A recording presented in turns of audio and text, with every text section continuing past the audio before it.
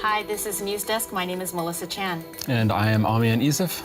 This week we're talking about Ukraine. By now, many of you probably know that the Ukrainians had an incursion into Russia, probably their most successful one since the Russian invasion of Ukraine in 2022. And just to kick things off, we put together a 60-second video summary of what's been happening over the last few days. Take a look.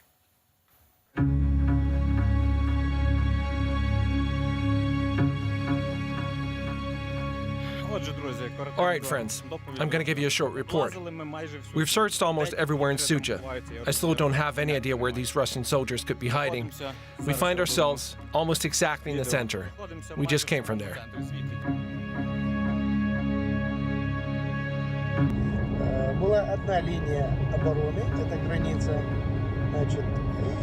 There was one line of defense, the border. And it turns out that the enemy initially passed between our Russian strongholds because the distances were simply huge.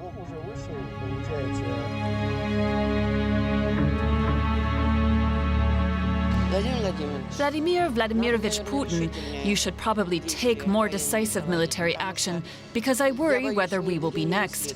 Right now it's Kursk, and after Kursk it's us in Oryol. I have no more physical and moral strength. Every night you don't sleep, you wait for it to hit. It's not clear where the bomb will fall. So what you just heard there, those last two comments were women, one Russian, one Ukrainian, civilians being impacted by what's happening in Kursk, which really underscores the great uncertainty it's having on people for both sides of the border, And also to add to how big this is, you said that it's the biggest incursion into Russia since the war began, but a lot of people are pointing out that it's likely the biggest incursion into Russian territory since World War II. So when you see those images of blown up tanks on the street in Russia, that's something they haven't seen in most people's lifetimes in that country. Yeah, so it's really hard to wrap your mind around. And that's why we're going to discuss over the next hour. Our title of the discussion is Ukraine Kursk Attack, a Winning Strategy. Around the table, we have DW journalist Nehal Jory. She's going to be helping us with the discussion, and Sherry Chan will mostly be in chat. And in a few moments as well, you're going to have two other DW journalists joining us down the line. We have DW correspondent Nick Connolly, who is based in Ukraine, and he's actually going to be joining us from the border area in Sumy, and also DW's Janina Semenova from Riga. Plus, we'll also have military expert from King's College in the UK, Marina Miron. So a lot of experts to sort of talk about what's been happening over the last few days and the impact it's going to have on civilians, but also the long-term impacts. And still going on. Pretty wild.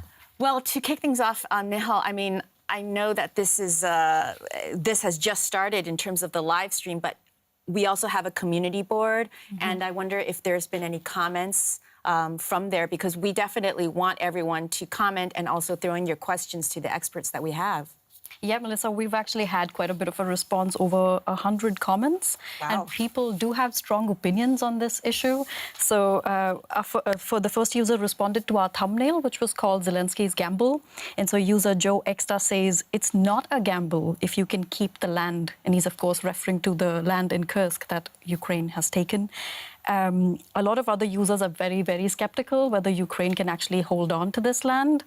It's a different question whether they want to, but... and so some people are talking about the low troops, and they're saying that they'd read in the news that Ukraine was struggling to have enough, fighters on ground. So isn't this going to open another front and make things even harder? Someone else says there's no possibility of Ukraine holding that territory. I don't even see the purpose of this exercise. And someone else saying that maybe this actually makes it easier for Vladimir Putin to... Their term is gets for Putin to flank them, implying that if the army goes in too deep into Russia, that's how Russia would respond. But there's also, we've heard from a user called John Slam, who's utterly annoyed with all of these comments. And he says, so many people in these comments think they're experts.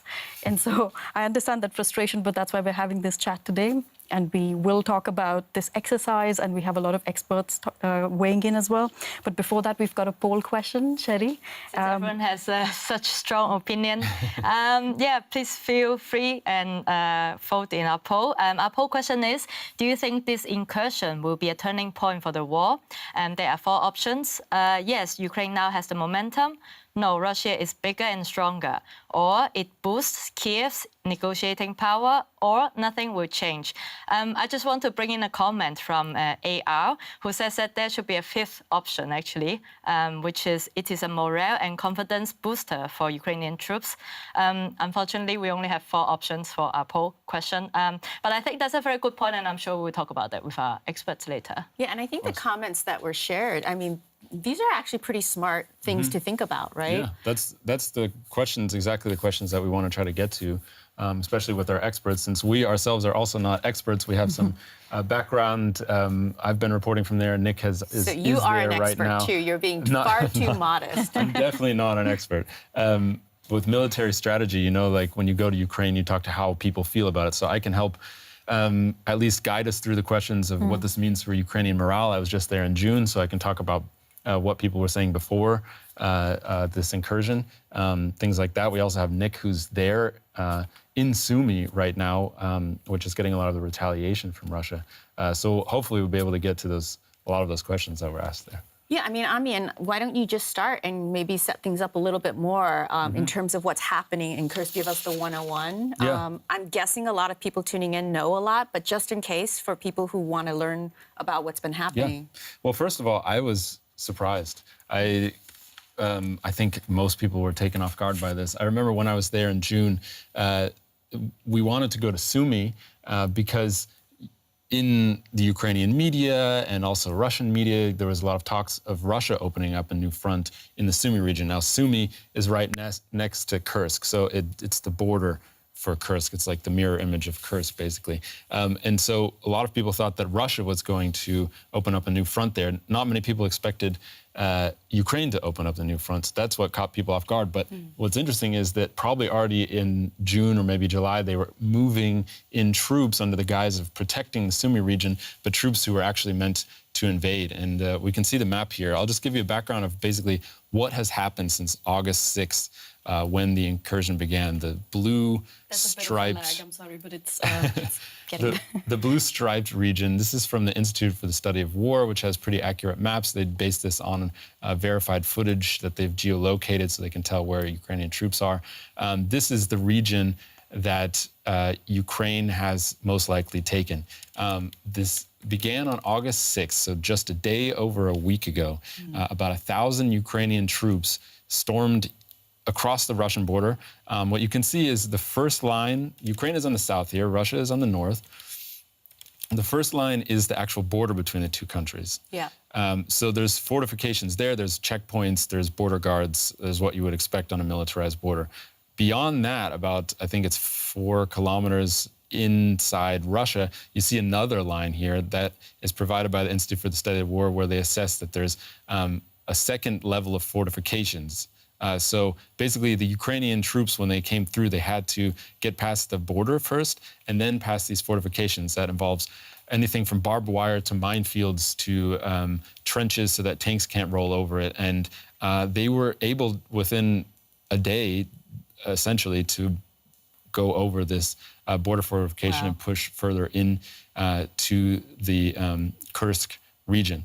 Just to give you a sense of how big this is, Ukraine claims that they've taken about 1,000 square kilometers of territory, and this is backed up by a lot of analysis too.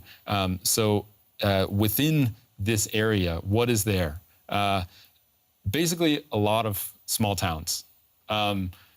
No assessment can say that they've made any they've captured any major cities or anything like that. The largest place that they've captured is there. You can see it under the blue and red, and that is called Suja. It's a town of about 5,000 people. Apparently, most of those people have fled It's up further to the left. Yeah, where you see that like blue and red, the red bomb falling. And what you can see here is that you can see roads, you can see houses. It's one of the only places in this region that Ukraine has captured that has anything that you would call a town with like a central area. If you can see around there, there's other names around Suja. Those are also localities. They're settlements. And so when Ukraine claims that they've taken 74 settlements, they're talking about the fact that like each of these will be counted as a separate settlement. Clusters of homes, essentially. So when you look at like how many towns they've taken, it's a lot smaller than that. Russia itself, just to give you a comparison, Russia itself, the governor of this region, said that Ukraine had captured 28 settlements. So this is not a small number, and even Russia itself is saying that a lot of troops came through and captured a lot of settlements. About 130,000 Russians had to flee Kursk. So that gives you a sense of how many people live in this whole region. And reports say that about a dozen civilians were killed and about 100 wounded. One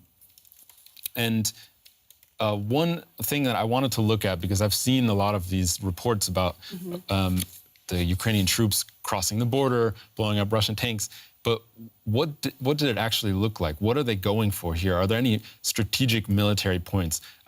What's interesting is Suja is the last, if you can see that photo there that we have up, this is the last natural gas station. It's a metering station before the Ukrainian border. So a Russian gas pipeline, the last one that's passing through Ukraine to get into Europe, goes through Suja. And you can see that the station is right on the border with Ukraine. This was one of the first objects that the Ukrainian soldiers took. And we actually can play a clip for you from the studio of Ukrainian troops outside of this gas station. Greetings from the city of Suja. Here is the news. The town is controlled by the armed forces of Ukraine. The town is calm. All buildings are intact. The strategic Gazprom facility in the city of Suja is under the control of the 99th Mechanized Battalion of the 61st Separate Step Brigade. We wish everyone a peaceful sky. So this video shows that they want to advertise that they've captured this gas station. We can get into this later. Is this strategic or not? The gas pipeline passes through Ukraine. Ukraine doesn't have any interest in blowing it up because European partners depend on this gas. So it's unclear whether or not this is strategic or if they just want to show that they're able to capture an object like this. We can ask our experts that later. But the point is that they took a lot of territory, a lot of settlements, not that many people there, not that many military objects. What they'd really, if you can see here, the Kursk Oblast, right up in the top corner, there's Kursk City. Yeah. That's the first major city. That would be a real coup if Ukrainians could capture that. And there's a air base right to the northeast of that where a lot of Russian fighter jets are coming from, and then dropping glide bombs on settlements in Ukraine. So that would be a real coup. They haven't gotten that far, but we can get into why they did this. I just wanted to give you an idea of what the area looked like and if there's any strategic objects there that they wanted to take. Well, let's actually pursue that. Let's bring in our first guest, Marina Miron, joining us from Munich, I believe. She's a military expert from King's College in the UK. Marina, are you there? And as we're pulling her up, let me just remind everyone that our subject today, our topic is Ukraine Kursk attack, a winning strategy. Marina, thanks so much for joining us. We're really glad to see you. Good day. Lovely to be here. Yeah, I mean, Amyan just laid out some of the basics of what's been happening over the last few days, but what details do you have, and I'm sure you have quite a few, to add to what he said in terms of what the Ukrainians might be interested in terms of capturing, and also where else there might be going? What's the actually latest, freshest information that you have? Well, I'll have to disappoint you as far as the latest, freshest information is concerned, because we are flooded with messages from both sides. We have the official statements by the Ukrainian Ministry of Defense, by the Russian Ministry of Defense, Ukrainian military command, and then we have bloggers on both sides reporting contradictory things. Therefore, it's very difficult to make out what is happening exactly. What I can say for certain at this point is that it seems like the Ukrainian offensive is slowing down as the Ukrainian armed forces awaiting more reserves. Now, to answer the other question, so what was the purpose of this incursion? We have to understand that there are different ways of looking at it. We can look at it from the operational tactical level, then we can look at it from the strategic point of view, and then political. And so we should be very careful as not to conflate different aims. So in military terms, when we're talking... And Marina, while you're on. talking, we're showing videos, some footage of the incursion. Sorry, go ahead. We just wanted to flag that up for people. Okay, brilliant. So in military terms, the idea was, obviously, we have heard that this area was poorly defended by the Russians, and I don't think that Russian border guard are actually equipped to deal with the Ukrainian military. So it was a strategic choice for Ukraine to choose that specific location. And some of the accounts say that it was a preemptive strike in order to prevent the Russians from attacking the Sumy region. I think basically here the time is a factor. And if we look at the configuration on the battlefield, the Ukrainian forces are facing difficulties along several points of contact. Therefore, this move into the Russian territory and potentially capturing and holding some of that territory would force the Russian military command to send forces from Ukraine to get the Ukrainians out, because the idea was that it would be politically so painful for Putin to have Ukrainians invade Russia. Nobody has dared since the Second World War, and now Ukraine does this. So the idea was to get the Russian forces and relieve the pressure along several points. For instance, around Turetsk, around Pokrovsk, around Chasiv Yar, it's where the Ukrainian forces are facing extreme difficulties. And so this first aim, as of yet, has not been achieved. However, it looks like the Russians are having difficulties stopping the Ukrainian advance. It has slowed, but it hasn't stopped. And if we look at the map, where they are moving, so we have already heard about Suja, we've heard about the Gazprom plant in Suja. There is also another important point, which is the Kursk nuclear power plant. So the idea is probably to get to that nuclear power plant on the one hand. Mm-hmm. On the other hand, it's to the northwest is Rilsk. That's another location. So what the Ukrainians want is to also make the logistics for the Russians more difficult in this region and create some sort of a buffer. So that is from a purely military perspective. Right. Now, what kind of effect, strategic effect it's supposed to generate? So on the one hand, obviously, it will be a morale boost for the Ukrainian troops. It will also be a message for the Ukrainian auditorium, because if we look at Ukraine and what is happening inside Ukraine, the moods among the populations, President Zelensky's ratings have fallen. And the population, about 40%, actually do not exclude the possibility of peace talks because they are tired of war. Of course, with a caveat that they don't want to give the currently Russian-controlled territories to Russia, but the idea is already there. It's something that we haven't seen last year when the counteroffensive was underway, or even at the very beginning of the conflict. That was completely off the table. So this is coupled with a desire to go and fight for Ukraine, and the issue with the draft that we're seeing in Ukraine. So there was a need to convince the constituent population that Ukraine is still capable of mounting bold moves. So that is one audience that is supposed to be influenced by the Russian constituent population and Russian leadership, because it is a slap into Russia's face, essentially. This operation mirrors what the Russians have done in Kharkiv just a couple of months ago. And the Russians were very cheerful, saying, how did the Ukrainians, with all the intelligence they get from NATO, with the space capabilities, how could they not have seen this? And now we have kind of the same situation, which creates a lot of pressure on the Ministry of Defense, which is right now being cleansed by the new Minister of Defense, Andrei Belousov. And so there will be more questions in terms of who is accountable and who's responsible and who didn't pass on the information up the chain of command.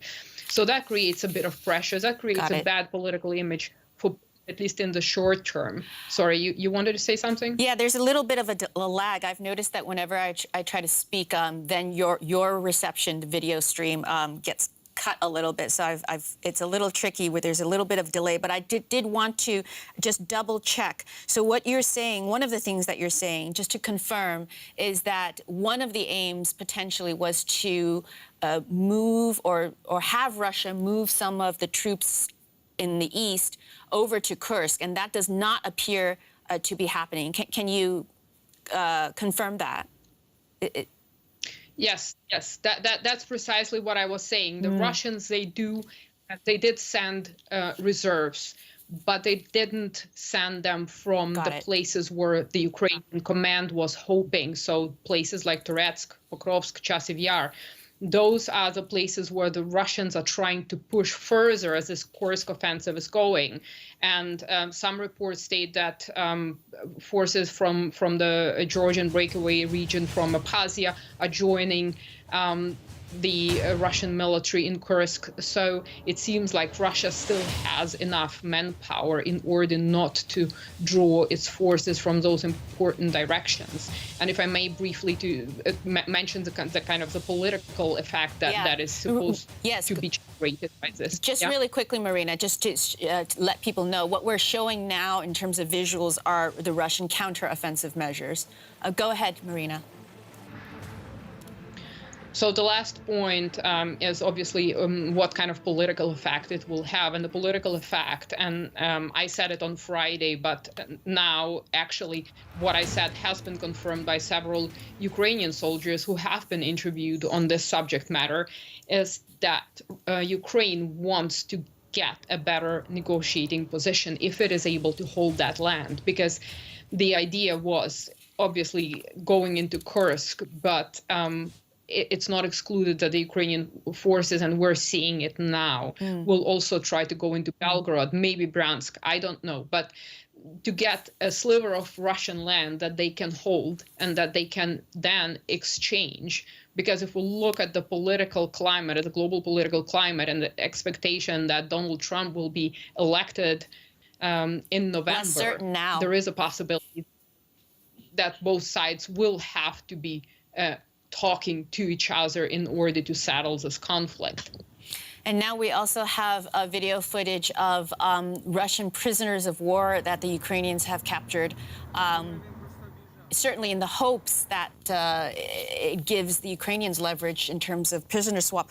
Look, Nick Connolly is on the line, so I want to bring him in as soon as possible. And then, Amyan, I know that you've been looking at the chat, and so you might have some questions and comments from people. But first of all, let's just bring in Nick. Nick, thanks so much for joining us from Sumy. And Hi, good afternoon. And it looks pretty calm there, actually. Can you tell us what the vibe is? Well, I think that is the kind of wartime normal here in Sumy. I mean, every night it's pretty loud here. Even when we were staying outside the city, you could hear what sounded a lot like a ballistic missile hitting during darkness, and lots of helicopters, planes, and potentially also Shahed drones in the skies above. But yes, this is a city that has got used to war, and that now maybe in a way is slightly further away from Russian troops than it was, a week, 10 days ago, when Russian troops were directly behind the border in Sumy, 30 kilometers down the road. That is certainly the case. And there's a kind of, optimism here, a sense that, after months of bad news from the east and a sense that Russia was advancing on all fronts, things are changing, that the Ukrainian army was able to take the Russians by surprise. And just driving around, you see a lot of cars heading towards the border with that triangle marking. You also see some destroyed or severely kind of affected military kind of hardware coming back from the front lines in Russia. So this definitely feels like a city that is now in the focus of, the world's media attention, and that is the place where, the kind of current vector of this war is being decided. Aren't people worried, about retaliation? Sorry. Yeah, I'm wondering if are they not worried about retaliation? But also, I was there in June, Nick, and when I was talking to people, there was a certain fatalism. There was a depression in the air. It wasn't as bad, maybe, as it was in the winter, after the feeling was that the counteroffensive had failed to take back as much territory as they had hoped. But it seemed like a lot of people had just gotten used to the war being stuck on the Eastern Front. Maybe you could just tell us a little bit more about what people have been saying there about the new possibilities that this has opened up. I think in terms of retaliation, when you talk to people, they say, short of nuclear weapons, what does Vladimir Putin have left? He's basically thrown everything he has at Ukraine, right? We had those attacks on a children's cancer hospital in Kiev a month or so ago, even without any incursion onto Russian territory. What does Vladimir Putin have left? Does he even have that many more missiles to throw more this way than he had before? So I think this is a city that basically has seen, short of Russian occupation, pretty much everything. So there's not really a feeling that there's much that the Russians can do there. In terms of the possibilities, well, we were just a few hours ago at an evacuation center for civilians, Ukrainian civilians who live close to the border and who obviously hadn't been warned because this was, so sudden and so, secret. And so they're now desperately trying to be, getting out, have seen, the Russians, where previously they were using artillery, and drones are now using those glide bombs to, great destructive effect, and so people are getting out. But there was a sense that, an optimism and a sense that maybe this Operation Kursk is going to basically create a buffer and push those Russian troops away from their villages and give them the chance potentially of at least some time in relative peace, in relative quiet. And also they were, many people were on one hand skeptical that the Russian civilian population would change its mind about this war, but also, there was a sense that at least maybe they are now going to get a taste of their own medicine, will eventually maybe decide that it's time to end this war. So there was kind of, slightly different opinions, views on it all there, but an optimism and I think, a sense that this has gone better than maybe people expected just a few days ago. Great. Well, do you have anything from chat right now? And then maybe those questions can be passed on to both Nick and Marina. Yeah, I think one thing that is coming up a lot, which I can't select just one because there's so many questions about whether or not Ukraine can actually hold on to this territory. Nick just talked about creating a buffer zone, which was the what Ukraine said was one of the reasons, strategic reasons for an incursion into Russia, to push military objects back so they can't hit Ukrainian territory, but that would mean that they would have to hold on to that territory, which kind of goes against what Ukraine is also saying, which is that they have no plans to occupy the territory. So maybe Marina can talk to that. And I just want to bring in one comment from somebody named Martz. He says this incursion, or she says this incursion will force Russia to permanently consume more resources guarding their border, regardless of how things proceed from now on. This gives Ukraine an advantage for the war of attrition. So that's an interesting idea that I haven't heard before. Drawing troops, not necessarily from Donbass, but drawing troops permanently to fortify this border. Even if Ukraine doesn't hold on to that territory, they might worry that Ukraine could attack at any point along the northern border from here on out, and they'll have to defend that more and use more hardware and more people to do that. Yeah, Marina, if you could help answer the question. What are the logistics of holding on to territory, and is there any indication that the Ukrainians want to do that? And is there a difference between that and a buffer zone? Well, let's recall the Operation Iraqi Freedom from 2003 for a second here. And we remember how swiftly it went, and it was great. And then you basically had this chaos happening from 2004 onwards. So the operation itself was successful, but there was a lack of this phase 4 in terms of stabilizing the situation. And it was a completely different context, and I don't want to compare apples to oranges here. Point being, the swift breakthrough into Russian territory, we shouldn't underestimate the fact that the Russians were unprepared, so the area wasn't fortified there. Having troops advance is one thing. The other thing is actually holding the territory, which will require much more troops in order to hold it. Of course, we have heard that a lot of the local population has left, but pacifying population, hostile population in this case, is also a completely different kind of beast that the Ukrainian armed forces might not be very adept at. And what we also have here is the fact that Ukraine doesn't have air superiority and doesn't have the means to establish air superiority in that area. So we have this problem of holding that area, which will mean a lot of losses for the Ukrainian armed forces. And looking in the grander scheme, some Ukrainian troops from Pokrovsk were saying that they were very surprised that other troops have been sent to Kursk, where they already have shortages and where the Russians are pounding them with artillery and essentially moving on. So the problem here is, while Ukraine is doing the Kursk incursion, what can happen is that if the Russians advance around Toretsk and Pokrovsk and take Pokrovsk, which is a logistical hub, it's not a main logistical hub, but what it will do is it could potentially bring the front to a collapse south of Pokrovsk. And then Ukraine has a completely different kind of problem to deal with. And I think that these are the considerations that the Ukrainian command should be taking into account. Is it ready to trade that strategically unimportant sliver of territory for an actually a strategically important logistical hub for Ukrainian forces? Because it looks like the Ukrainian forces fighting the Russians around Pokrovsk and also Cheretine, they are very, very surprised because they're understaffed and their comrades are leaving to fight elsewhere. And so it doesn't seem to be very fair to leave them there being more exposed to the Russian artillery, to the Russian glide bombs. Nick, do you have anything to add to that? And I wonder also whether you're hearing that, what are your thoughts? Surely the Russians will regroup, and it looks like they already are slowing down the Ukrainians in this region. The other thing is the reports of these 1,000 soldiers. That's information from the Ukrainian side. Do we have a sense of whether there are actually more? And just to put things in context, how much really are 1,000 soldiers, percentage-wise, of the active Ukrainian military? So a lot of little bits and bobs for you, Nick, that we hope that you can help answer. I mean, I think that's part of all this is the reason why the Ukrainian leadership isn't giving any kind of overarching aims in this operation is that they can be basically opportunistic. They can see, okay, we get that far with relatively modest losses.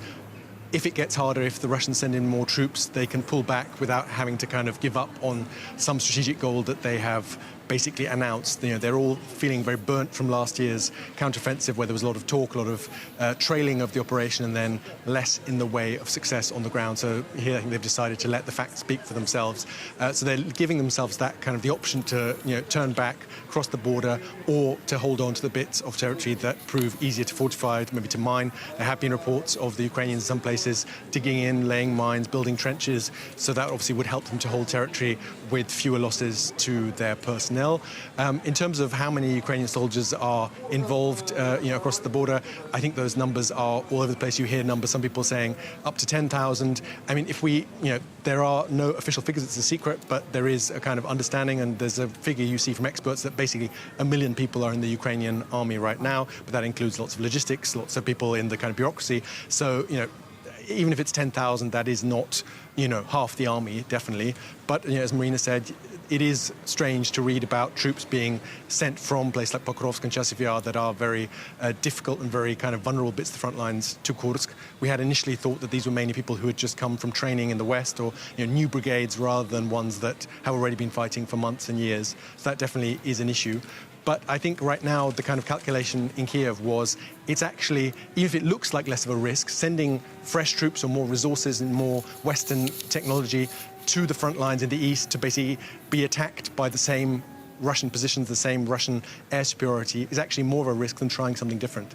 As much as there was lots of fear of escalation, doing something new, they say it is there's more potential to actually achieve something to basically throw the previous paradigm out the window here than there is trying to do more of the same and hope that somehow more of the same changes what the outcome is in the east. So I think that's definitely the hope here. And there have been reports now increasingly Russian air resources being taken away from Kharkiv and other regions to Kursk.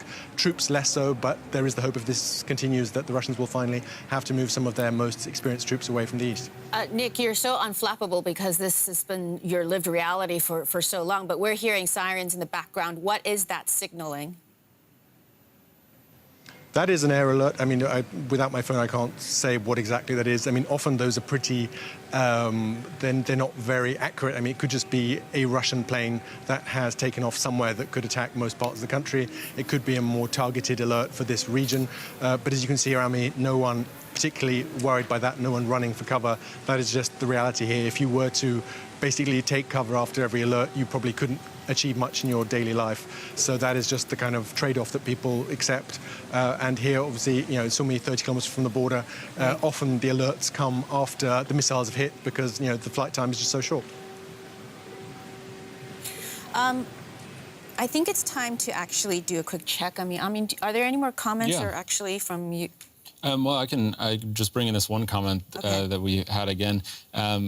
The question about what Putin's going to do. So Angel 4 Esquera said, the one question I ask is this: is the world ready for whatever will come out of this offensive, especially since it's doubtful Putin will suffer from not acting to retaliate when he should have? I think this question, it opens it up to the question of, okay, if we don't expect him to escalate, what could the next move from Russia be? And that question, I think, could be answered by each of you. If Marina can take that first. What would you expect Putin to do as a first move to save face or reorganize? Well, it's based on pure speculation. What I think is important for Putin right now. So in military terms, if I was on the Russian side, I would probably let this offensive continue and draw Ukrainian troops deeper into Russian territory with the aim to destroy them later, as one user said, to flank the Ukrainian troops, because Nick was saying it's easy to withdraw, or for Ukrainians to withdraw. Well, actually, it's not easy to withdraw. A withdrawal with equipment and everything is a very complex logistical operation that requires preparation. And I think the Russians understand it, and they know that if Ukraine were to leave, to rout, meaning leaving everything that they brought, they would suffer major losses. So it would benefit Russia, actually, to get more Ukrainian troops in from a military perspective. From a political perspective, it might seem very damaging to Putin that he's still not able to control that situation. But they can always spin the narrative and say, well, we were actually right to invade Ukraine in 22, because look, after all the Western help, that's what I was warning you about. They are attacking us. And so I think for the domestic auditorium, it would work perfectly fine, and he could sustain this. So that this would be one course of action immediately in the vicinity. Now, the other problem is now Western allies seeing Ukraine using Western equipment in Russia, which was a complete taboo before, and seeing that Putin is not doing, or the Kremlin is not doing anything about it, which risks losing, which risks for the Kremlin to lose the credibility that they are actually going to retaliate. So the strategic problem here for the Kremlin will be to respond in such a way as to regain the deterrent power potentially of nuclear weapons without causing an escalation with NATO. I don't know what that response will look like, but that is the task that the Russian leadership will have to solve. And I assume that it will not be just a military response. We will have to look well beyond Ukraine, what is happening in the Middle East, what is happening in Latin America and North Korea, on the African continent. So I think the Russian government will be using all tools of statecraft, economic, diplomatic, military, informational, in order to respond not only to Ukraine, but more to the Western audience. And I'm not sure what that response will look like. Nick, I mean, you said earlier that the Ukrainians feel like they've, short of a nuclear attack, they feel like they've sort of gone through and dealt with everything that's come their way. What do you think in terms of Russia's next moves?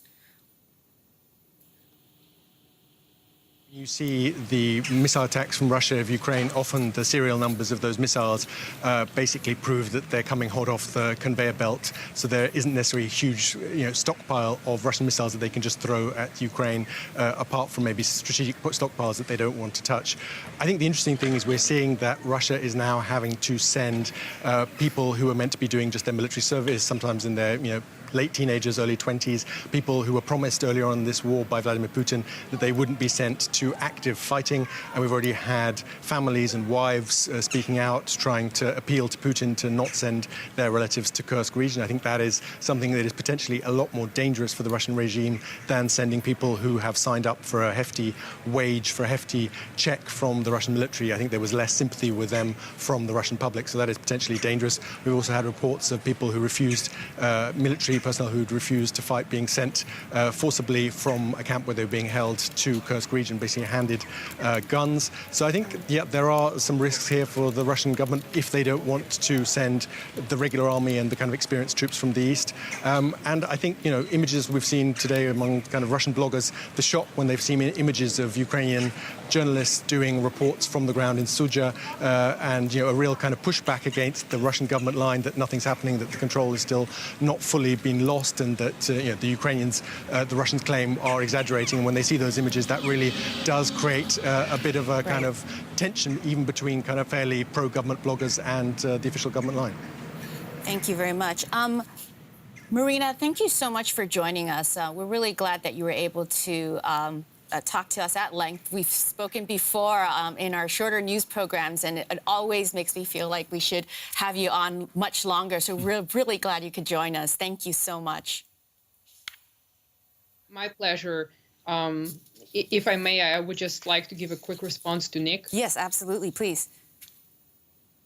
If that's still permitted, I just wanted to caution again. This is News Desk. There's a lot of flexibility here. Yeah, go for it. Excellent. So with all due respect, Nick, I would very much caution anybody from counting what resources Russia has, because I don't even think that the soldiers on the ground know how many missiles Russia has in stock. So it should be, we shouldn't be establishing any causal relationship between the newness of the missiles and being used in Ukraine and how much is left in stock.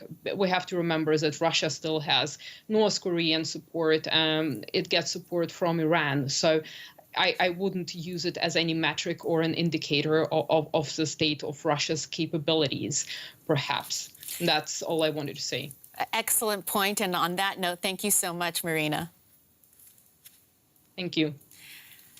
And Nick, if you just hold on with us and stand by, we're going to just do a quick check with Cherry, because I know you've been looking at chat, and we want to make sure that, of course, that we want to acknowledge the folks in chat who are making really interesting comments. So what have you been seeing? Well, we have a lot of comments. People are very active in this chat, and I'm glad. So about this question, what's the effect of the incursion? Many people are quite skeptical how it how well it would do to Ukraine. For example, our long-term viewer, Carolina Fellini, said that, "I'm afraid that even Ukraine may look victorious in this secret event, in these recent events, Russia might fight back in a surprise attack."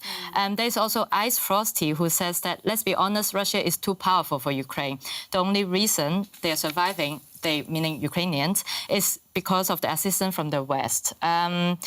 So people are skeptical about the advantage that Ukraine had with this incursion.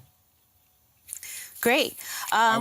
Before we go on, I just also encourage people to ask questions directly to Nick, who's our most experienced reporter in Ukraine, and he's in Sumy. We can show you a map a little bit later how close Sumy is to the border there. So this really is right. Why don't we pull up the map now? Yeah, let's pull up the map now, just to give you a sense of where Nick is now. And then you can ask him questions about what life is like there. He's been there many times, and Nick can speak for himself. It's like northwest of Kharkiv, which is borne a major brunt of the Russian attacks as well. Yeah, right down there. So you can see how close Sumy is to the region where the Ukrainian troops have gone over the border. So he has a lot of firsthand experience about what people are talking about there and what life is like. Great. So send your questions in, and while you're sending that in, we're going to bring in our next guest, Janina Semenova. Well, not really guest. I mean, she's part of the family, the DW family. And Rika, thanks so much for joining us. Thank you for having me. Now, before we go further, I actually want to share a clip of a video report that you filed in the last 24 hours, because we think it's just so enlightening, because you've been looking at the Russian reaction to this surprise attack by the Ukrainians. So let's take a look at your reporting.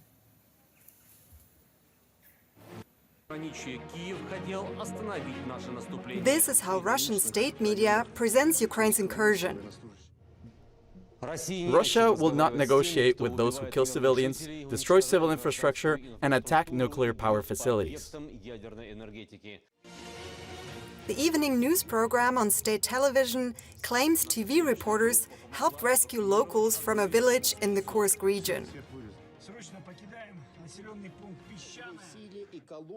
Its reports show alleged successful hits on the Ukrainian army. But investigative journalists have already challenged the claims. Some of the Russian Defense Ministry's videos reportedly contain old footage that wasn't even filmed on Russian territory, but in Ukraine. What Russian TV viewers don't see? This video from the first days of the incursion is believed to show Ukrainian forces capturing Russian soldiers. Among them, conscripts. So Russian television, with one version of this story, Janina, do you have a sense whether people are able to find things online that gives a more accurate picture of what's going on? I mean, I've been reading that YouTube is really hard to access now.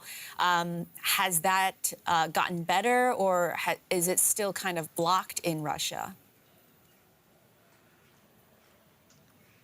Yes, it's definitely very. I mean, it's been a long time coming with YouTube. We've had reports last week that YouTube seems not to be accessible from Russia anymore. So yeah, it's basically blocked, and also, of course, a lot of other news sites, etc., are just really accessible by VPN. So this Russian information space is really restricted. Of course, it's been restricted for a long time. And I think it really depends also on the age of people. If you're like older and relying on TV, then of course it's basically Russian state media that you see, like these images we've seen from state TV. But of course, if you're younger, you can be on social media. You maybe know how a VPN works. I mean, I'm not saying it has only to do with the age, but of course that's like the typical structure we see sometimes. So it really depends, because of course there are Russian independent media outlets, but they're basically inexistent in Russia. Most of them are in exile. They, of course, still broadcast these images too on, for example, YouTube. You can see that on social media. But of course, it's a lot harder to look for that. And of course, that is not the official government line. So it's not the information that is provided by state authorities. There's really this a lot of contradicting information. What is your assessment of how it's being spun in Russia, in the media? Yeah, I mean, in Russian state TV, that's pretty much what you've been seeing. Actually, what I found super interesting, I watched Putin talk on Monday, that was, so 2 days ago, and he said the exact same words. He said that Ukraine is using that now to gain a stronger negotiation position. And then, as you saw in that report, the same words are actually repeated by the anchor, like the host of the news program. He said that Russia won't negotiate with someone who hits civilians, who targets civilians, who kills civilians, who destroys civilian infrastructure. That is what Russia claims Ukraine is doing. And these were the exact same words from Putin earlier, then repeated by the news anchor. So it's very much to show that the situation is under control. You see them hitting Ukrainian military equipment. You see a lot of the reports of evacuation of people who are engaged, who help others, of people who are saved, but not so much, like actually nothing I saw in these programs about any of the destruction of any, of course, of the Ukrainian army is advancing further of these kind of sides, because of course we always hear out both sides and then try to find out, of course, what the reality is on the ground, because here we do rely a lot on what state authorities are saying. And of course, with Russia, we know that they really use it for their propaganda, of course. I just have to ask real quick, sorry, but is there, I'm sure the answer is no, but I'm going to ask anyway, is there any sense of irony when somebody on TV in Russia says that they won't negotiate with somebody who kills civilians, when the body count for Ukraine at this point, by the highest estimates, is 12? After 2 years of war in Ukraine, it's killed tens of thousands. Yeah, of course. I mean, it makes sense that you ask that question, but I mean, imagine someone just listening to state TV for the past years. I mean, it hasn't even started with Russia's full-scale invasion. I remember I was in Moscow in 2014, and there we already had like this image of, ooh, there are Nazis in Ukraine, and it's been building up for such a long time. So it really depends what your sources of information were. I mean, yeah, it's basically also kind of brainwash, of course, that is going on. So it depends on what kind of information the people have, actually, because yeah. If that's how it's presented, like every night, you might believe it.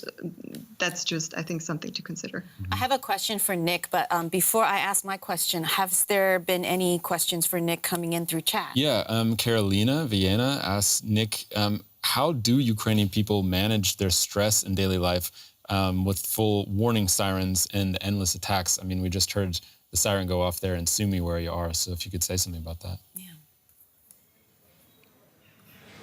I think it's just a question of getting used to these things and trying to basically put it in a box and not constantly think about it. Some people obviously have left. They just weren't able to put up with it. Women are obviously able to travel, so you do have a fair number of people now that so many Ukrainians are across the European Union.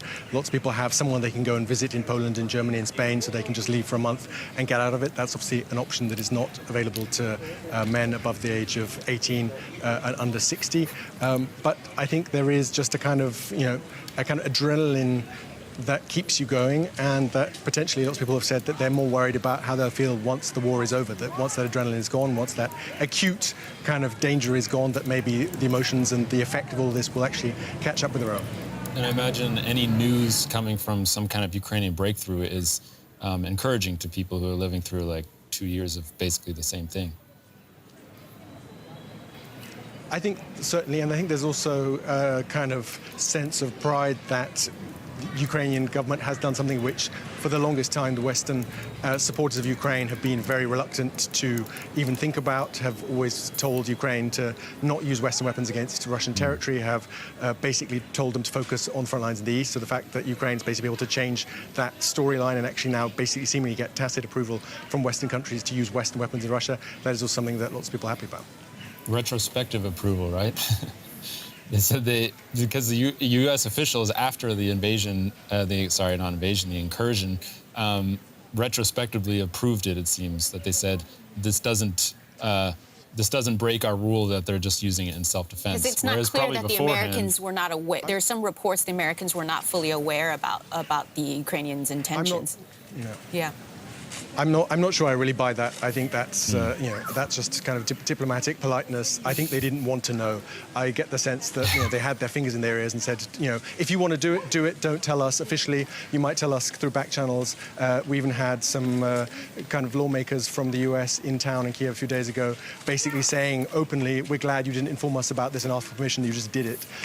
So yeah, I think there is a level to which this obviously must have been agreed at some level, and the Ukrainians must have been sure that this wouldn't lead to some kind of cutting off of Western support. Yeah, and actually, since you mentioned the Americans, we have a few comments from two senators, Lindsey Graham, Republican from South Carolina, and Richard Blumenthal from Connecticut, and sort of their reactions to what has happened. Let's play that. And you're in Russia. Bold and brilliant. Well done. I'm glad you didn't tell us about it. I'm glad you just did it. And taking this war to Putin and make him understand and pay a price is the right thing. So I'm hoping that in 2024, you'll get more military aid from the Congress. We are proposing legislation called Stand By Ukraine, which codifies the bilateral security, make sure that it's in the law, not just the president. Obviously, we want it to go beyond this president. Nick, we know that you have to get going soon, so before you do, we've been sort of talking in bits and pieces about negotiations, but I wonder if you could just weigh in on where the situation is in terms of the fact that the Ukrainians have done this incursion into Kursk, one of the arguments being to improve their negotiating position, but so many other factors that might actually do the opposite in terms of opening a new front, making themselves more vulnerable in the east. What's your take in terms of how this mixes things up in terms of a negotiation? It doesn't sound like people in Kyiv are ready to sit down and talk to the Russians, but I don't know. You tell us. Well, certainly, yeah. I think there is still a situation where neither the Ukrainian nor the Russian side really feels like they need to end this yet. The kind of the pain, brutal as that sounds, on either side is still not sufficient for either side to make big compromises with the other. I think there is a level to which Ukraine has to be seen to be open to talks, and that's why we had that summit in Switzerland a couple of months ago, because they don't want the Russians to be able to kind of paint them as out for war forever and to basically demanding the West support Ukraine forever, whatever happens. So there's certainly a kind of rhetorical need to engage in talks. But for now, when you talk to Ukrainians, when you look at the public opinion, the kind of surveys, yes, people would want some kind of negotiations, would want the war to end. But when you ask them, what would you be willing to give up? Would you be willing to give up Crimea? Would you be willing to give up bits of Donetsk or Zaporizhia region? People, for the vast majority, says no. I think there is a sense or a hope, obviously, here among the Ukrainian population that this new offensive will shake things up, that it will make things more difficult for Vladimir Putin internally. That could all be very optimistic. Obviously, that kind of direct contacts across the border are a lot fewer than they were before this war, so people don't necessarily have a direct kind of line to former friends, relatives in Russia to see how this is all affecting their mood. But there is a hope that this will show Ukraine's Western backers that Ukraine still has some jokers, that Ukraine isn't just kind of forced to basically sit it out on the Eastern Front and let the Russians advance slowly, that it can still basically change the talking points and also change facts on the ground. I think it's still a bit too early to really see where this is going and how much actually this is costing Ukraine in terms of resources, right? We don't know how many soldiers involved, how many have lost their lives or been wounded. So for now, we can't really do the kind of military maths and work out what the cost and benefit of all this is. Great. Thank you so much, Nick. But just hold on, Amin. Any questions for Nick? Last minute We have some complicated questions if you wanted to rapid fire one. Okay, let's do a rapid fire. Well, I'll pick one because I think it has to go soon. But one of them is how much effort do you think the Ukrainian military will have to put into holding their gained territory in Kursk? I'm sorry, that question is from Maximilian Chudschnig. I have to mention who said it. I think we can't really know that, right? We don't know what forces the Russians are sending to try and get it back. I think when you look at the map of where the Ukrainians have been, right, there have been lots of sporadic raids where they've kind of gone along roads further away from the kind of main territory that they seem to control and then pulled back. Some of that might have been just to try and distract and confuse the Russians. Some of it might have just been opportunistic to basically see what they can, how far they can pass without coming up against kind of serious opposition. So I think that is why we are still in such a mobile situation. It feels a lot like when the Russians piled into Ukraine in February of 2022, when sometimes they would kind of rush up a road and then meet some resistance and then have to withdraw tens of kilometers because, you know, the Ukrainians were too well prepared. I think right now they are just trying to grab as much as they can. There's been talk of maybe other regions, Belgorod-Bryansk to the east and the west. Rather than maybe going deeper into Russia, they'll try and extend that kind of buffer zone along the border further east and further west. That's also been something discussed. But I think for now, the kind of, you know, main narrative here in Ukraine is one of let's try and see what we can get. Let's not try and commit to any kind of big goals that we can then be judged against.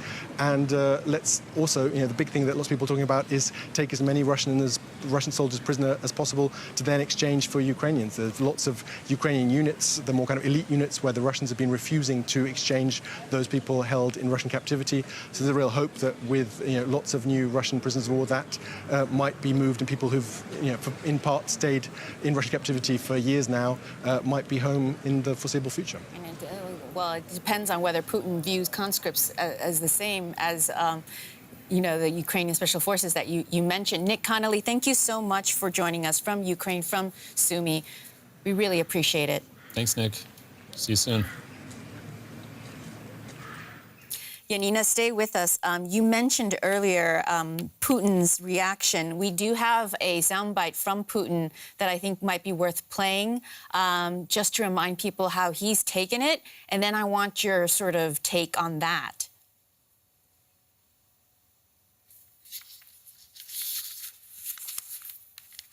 If the control room can roll Putin's soundbite, if it's queued up.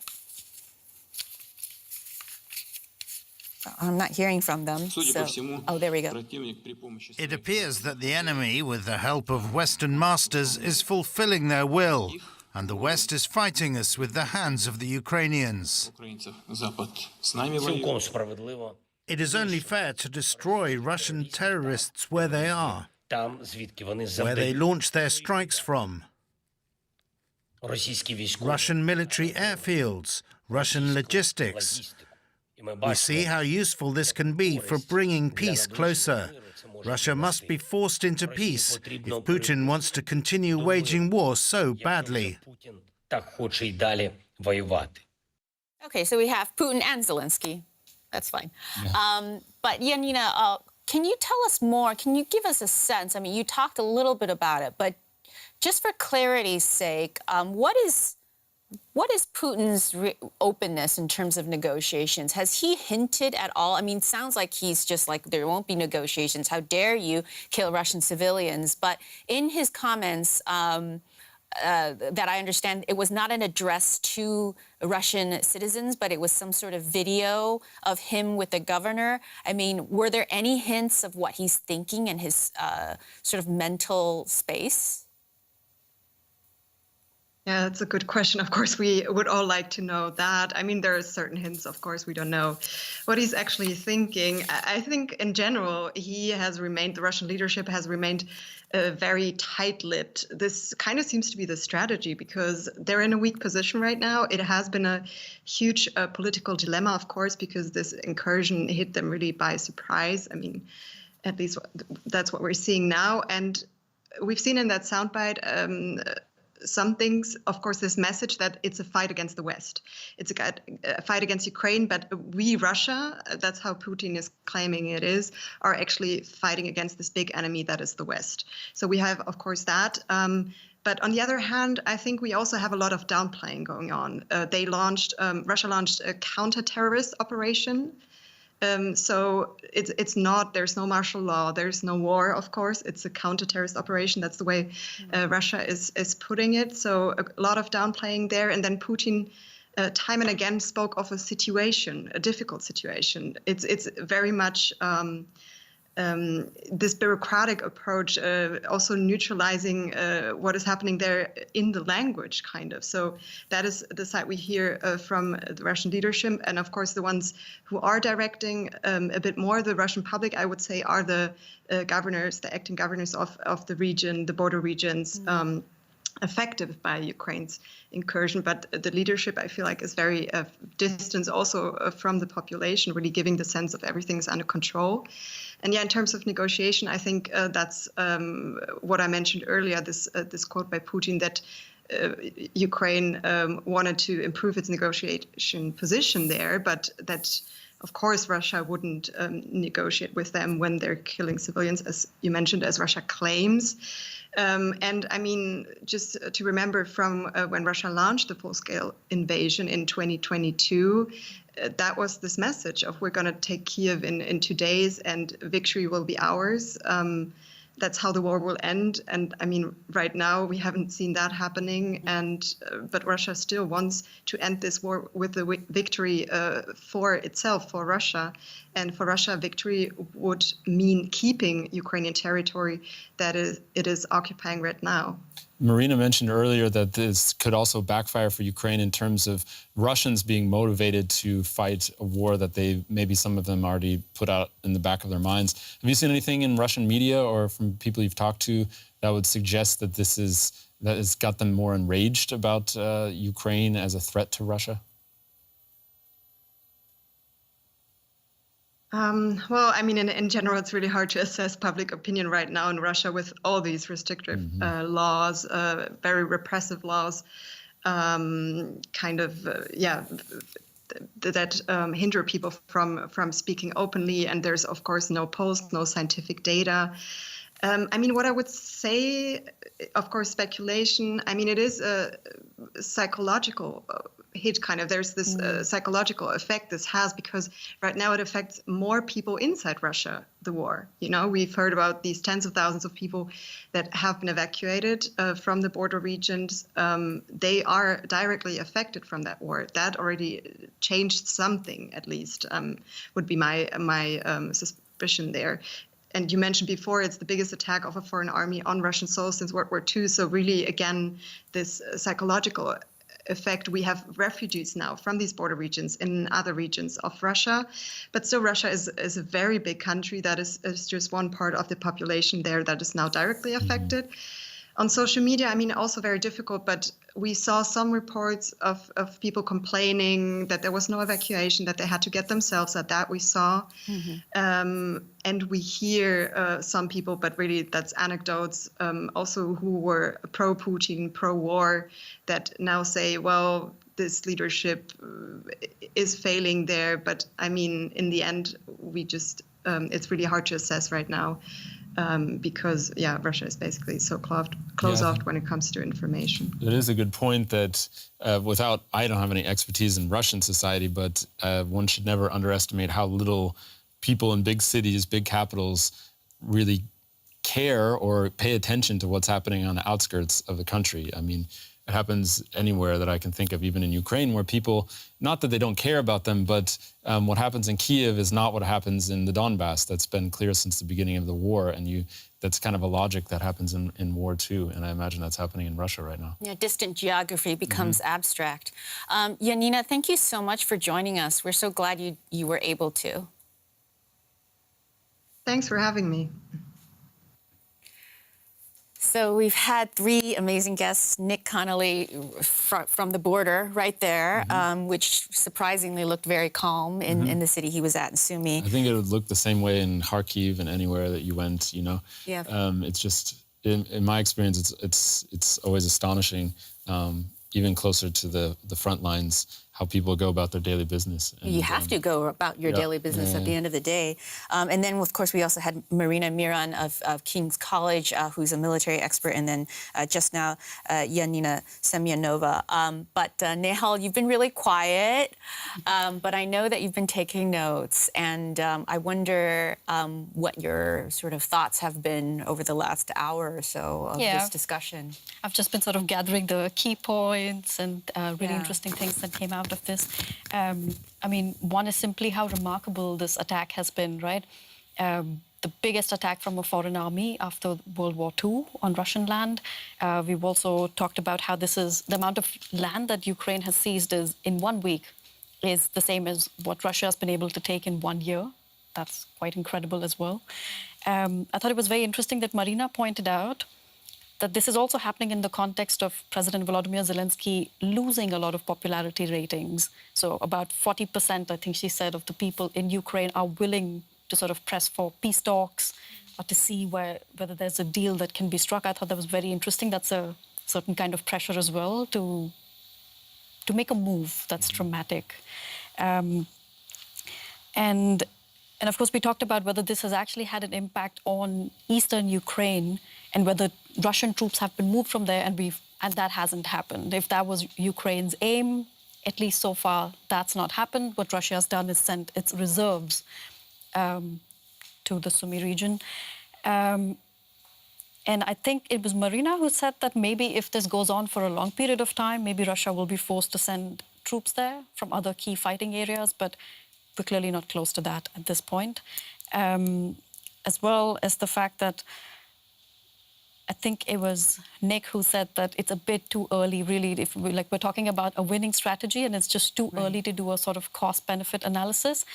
But it was interesting that he said even if this is not about land in the end, at the very minimum, what they'll get is, well, Russian fighters who they've got prisoners of war, prisoners of war. And that becomes a bargaining chip to maybe get some of their own fighters back. And maybe that's a big win as well at this point when so many people have died. Yeah, at point of morale is you always want to make clear that you're not going to abandon, the soldiers, that you're going to try to get every single one of them back. Yeah, somebody in the chat asked if we know how many prisoners of war have been taken on either side, and I don't think there's any real estimates. I mean, we've seen videos of at least dozens being taken prisoner. I think that's the closest we've gotten to like a confirmation. We've seen confirmed videos that at least a dozen Russians were taken prisoner, but I think the number's higher than that. Yeah, I can't confirm it from my side, but I know that The Guardian was reporting 100 prisoners today. I think that's what Ukraine had claimed at some point. Yeah. So. Yeah, it's very interesting. Cherry, I know that we started off, with this poll question, and I wonder how that's gone down. Let me repeat the poll question again, Sure. just to remind everyone. So the poll question is, do you think this incursion will be a turning point for the war? We've got a lot of votes, more than 1,800. Most people, 38% of the people vote that, yes, Ukraine now has the momentum. 30% of people believe that it boosts Kiev's negotiating power. 15% thinks that nothing will change, and 15% think that, no, Russia is bigger and stronger. So it's quite polarizing opinion here. Yeah. That's really interesting. And, as Nick said, it's too soon to tell. And as Marina had said earlier, actually, there's a lot of misinformation, disinformation from both sides as they both position and react to what's happened. So it will be some time before any of us really get a sense of how things play out. I think it's been really a great discussion. I've learned a lot. Yeah, I think the two things that I'm going to be keeping my eye on, maybe we can do a new news desk on this in the coming weeks, is looking at two places, what's going to happen in the Donbass because of this. Linking it one-to-one is not going to be an easy thing, but are Russians going to make more gains in the Donetsk region in the Donbass? And also, what's going to happen to the troops who went into Russia? Because when an incursion fails, if it fails, I'm not saying it's going to. So far, it's still going strong, apparently. But if it fails, what happens? Does that mean that they retreat and take all their hardware out back to Ukraine, and then it was a successful, at least, show of force that was brought to an end, and they can claim some kind of victory that they destroyed some targets? Or are we going to see the Ukrainian troops be surrounded, basically, by Russians? That could be a major disaster. That could be, yeah. For the troops who risk their lives on this mission. Well, at the risk of sounding like a cliche, time will tell, right? Thanks so much for joining us for this week's News Desk. It's been fantastic. Yeah, thank you guys so much. And thanks again for all of your questions and your comments. Be sure to check out our community. It's tab or post, yeah. Tab on YouTube. You can find News Desk, what we're going to be talking about. Next week, we post that about 24 hours before we go live on Wednesday at 3 p.m. Central European time. Cool. Thank you. Join us next week. Goodbye.